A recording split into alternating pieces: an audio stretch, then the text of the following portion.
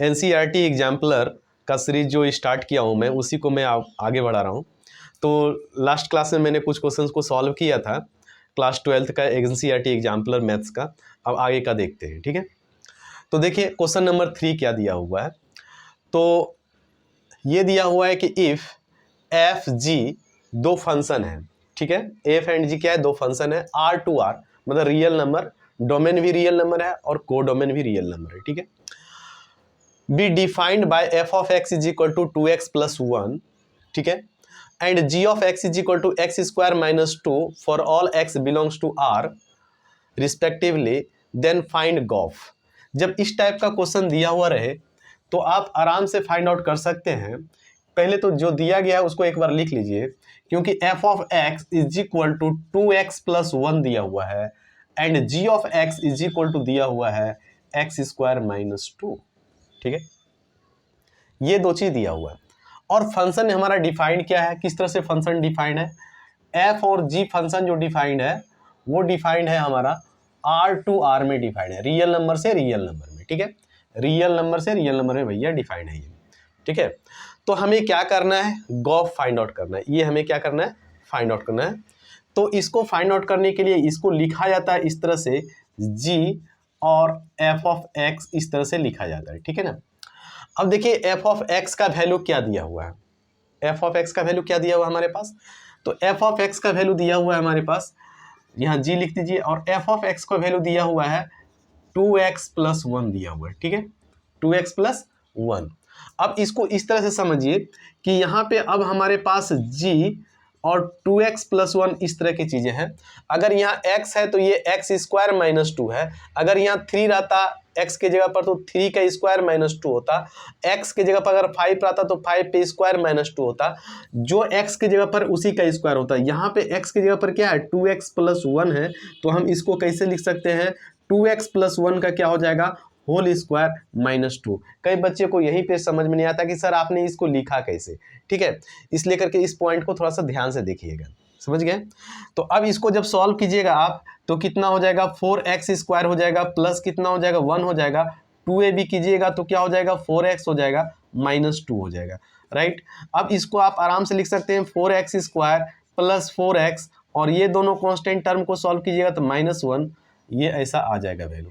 ये है आपका गॉफ का वैल्यू फाइंड आउट हो गया है, ठीक है। चाहे तो आप स्क्रीनशॉट ले सकते हैं इसका। अब देखिए question number second. Question number second किस तरह से दिया हुआ है, let f r to r से r में डिफाइन, मतलब डोमेन भी r है और कोडोमेन भी r है, be defined the function f of be the function defined by f of x is equal to 2x - 3 for all x belongs to r, right f inverse का value कह रहा है हमको find out करने के लिए। तो देखिए f इनवर्स का वैल्यू हम लोग कैसे फाइंड आउट करते हैं, सिंपल सा है ये क्वेश्चन। क्वेश्चन नंबर 4 का मैं सॉल्यूशन कर रहा हूँ। सबसे पहले जो दिया गया है उसको लिखिए, क्या दिया, फंक्शन किस तरह से डिफाइंड है उसको लिख लीजिए, r टू r डिफाइंड है। कई बार बच्चा बोलता है कि सर मेरा नंबर कट गया। अरे भाई स्टेप लिखोगे तभी तो नंबर तुम्हारा 100 में 100 आएगा। स्टेप मार्किंग करते हो नहीं हो, इधर इधर उधर लिख देते हो, नंबर कटेगा ही कटेगा। मैं भी जाता हूँ कॉपी करेक्शन करने के लिए। देखो r टू r इस तरह से लिखिए कि जो आपको दिया गया है वो गिवन टर्म तो लिखिएगा ना एक बार। तो आप f of x is equal to क्या हो जाएगा, f of x is equal to हो जाएगा 2x - 3, ठीक है। ये दिया हुआ है f of x is equal to 2x - 3। अब क्या है, f इनवर्स हमको फाइंड आउट करना है। तो f इनवर्स कैसे फाइंड आउट करेंगे, तो सिंपल सा बात है कि f ऑफ x क्या होता है, f ऑफ x होता है हमारा y होता है। तो y इज इक्वल टू क्या दिया हुआ है, 2x - 3 दिया हुआ है। अगर इस 3 को इधर ले आएंगे तो क्या हो जाएगा, y + 3 इज इक्वल टू क्या हो जाएगा, 2x हो जाएगा। अब थोड़ा सा इधर उधर कर लेते हैं, 2x है उधर तो ये इधर आएगा तो क्या हो जाएगा, y + 3 divided by 2 is equal to क्या हो जाएगा, x हो जाएगा। Now we can write x is equal to क्या लिख सकते हैं, y + 3 होल डिवाइडेड बाई क्या हो जाएगा, 2 हो जाएगा। ये जो x है ना, अगर आप यहाँ पर समझिए, यहाँ पर अगर f इनवर्स कह रहा है फाइंड आउट करने के लिए, f इनवर्स अगर x यहाँ पर इस साइड में अगर x लगाते हैं तो आप यहाँ पर भी आपको चेंज करना पड़ेगा, ध्यान में रखिएगा।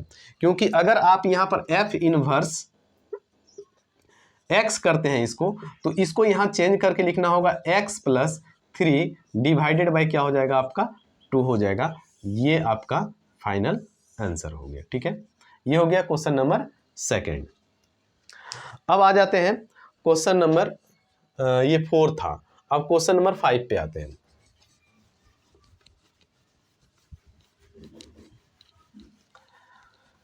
फाइव बहुत ही इजी है।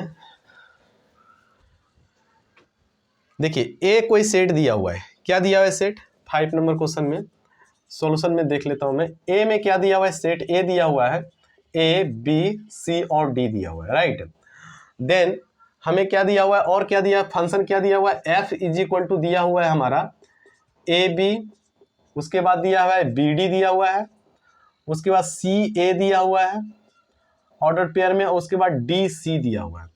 अब हमें फाइंड आउट क्या करना है, हमें फाइंड आउट करना है एफ इनवर्स। क्या फाइंड आउट करना है, एफ इनवर्स। जब इस टाइप का कभी भी क्वेश्चन दिया हुआ रहे तो डायरेक्ट आप यहां पर लिखिएगा f inverse is equal to, और इसका ऑर्डर चेंज कर देना है। जो यहाँ बी इधर रहेगा तो इधर ए कर देंगे। ठीक है, एक्स वाई हो जाता है और वाई एक्स हो जाता है, इसके पहले वाले क्वेश्चन में मैंने बताया था। ठीक है, कैसे चेंज करना है। यहाँ पर भी डी क्या हो जाएगा, आगे आ जाएगा, और बी क्या हो जाएगा, पीछे। मतलब ये आपस में इंटरचेंज हो जाएगा। ए यहाँ पर आ जाएगा, सी यहाँ हो जाएगा, और सी यहाँ आ जाएगा, डी यहाँ आ जाएगा। आपस में क्या हो जाएगा, इंटरचेंज हो जाएगा जब एफ इनवर्स कहेगा फाइंड आउट करने के लिए। तो ठीक है, तो ये अभी एनसीईआरटी का 3 क्वेश्चन मैंने सॉल्व किया, इसके आगे भी वीडियो आता रहेगा।